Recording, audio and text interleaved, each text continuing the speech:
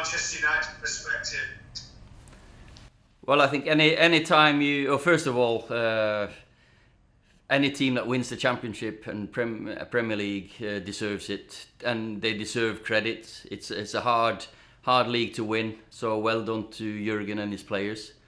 For me, it's every time you see anyone else lift a trophy, it hurts.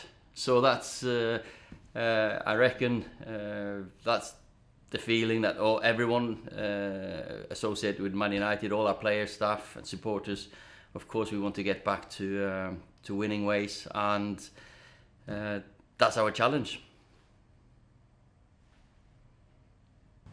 How far do you think you are away? Obviously Klopp has been there for 4 years, he's constructed something that's been evident for a couple of seasons now. People saw the other day that what is the potential of your side, but how far do you think you are actually away from where Liverpool are, or near where Liverpool are?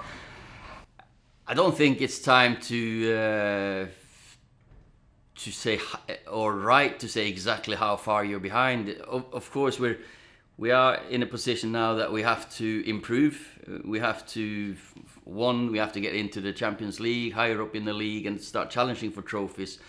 And that consistency and efficiency that they've shown, that's a challenge for ours as well. We know at our best we are very, very good, and we have to do that every Saturday, Tuesday, Wednesday, Thursday, whatever day it is. We've got to do it again and again, and that's the challenge for our players going forward. Okay, Simon Peach. Ollie, as much as Liverpool deserved it, it must put a fire up for you guys.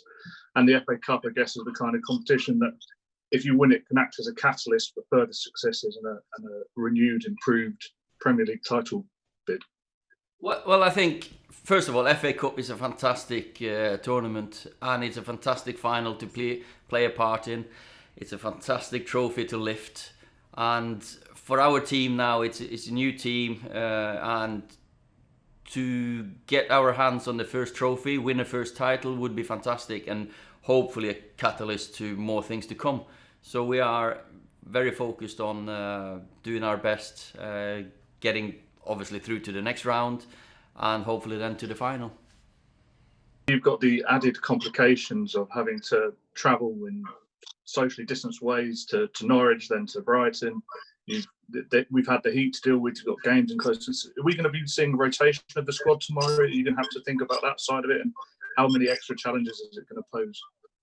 Well, I think, with the long layoff that we've had, and to be looking after the players is one of our jobs at the moment. And with, as you say, rotations, it's we played Wednesday, then it's Saturday, then it's Tuesday, Saturday again, heat, everything. So there'll be a few changes, but then that's, if you want to be a part of a winning Man United team, you have to make a couple of changes. So, but that's the situation we're in. We all agreed on, okay, we tried to finish the season, and we're going to do our best to both put performances on and make sure the players are safe. James Cooper. Morning, Ollie. Hi. I don't want to make this a Liverpool press conference, but I'll ask you a Liverpool question, if I may. You waited Manchester United 26 years to win a title, then won 13 on the bounce, pretty much over those next sort of 25, 26 years. Can they do that? Or have conditions changed to have that sort of dynasty, that sort of domination? Obviously, the run of titles that we won under Sir Alex, I don't think that's going to be easy for anyone to emulate and to copy. I think Sir Alex was a master of staying at the top. So for me, it's our challenge is to make sure that it doesn't go, say, 26 years until the next time we win it, or even more. So we're going to do everything we can to shorten the distance, or maybe even go past them, of course. I just want to ask you about Jesse Lingard. He scored the winner in the Cup final in 2016. He's not figured much this season for a variety of reasons. I think he started one Premier League game in 2020. What United, Dolly? Jesse has come back after the lockdown with a smile on his face, loads of energy. Unfortunately, last week he fell ill for a couple of days, but we've done all the tests and he's fine. So he'll be involved against Norwich now, and hopefully he can kick on, because Jesse's, as you say, he's scored vital goals for us and he's been a vital player for us. So let's see what the future will hold, because at the moment he's looking really sharp and focused. Okay, James from TalkSport. Ollie, there's been consistent progress in 2020, but are you still expecting there to be a few bumps along the road as you try and get United back to the very top? Well, I expect the players to turn up every time they get the chance to wear the Man United shirt, to perform at the best of their abilities under the circumstances. And no, I don't expect bumps. You don't go and look for bumps.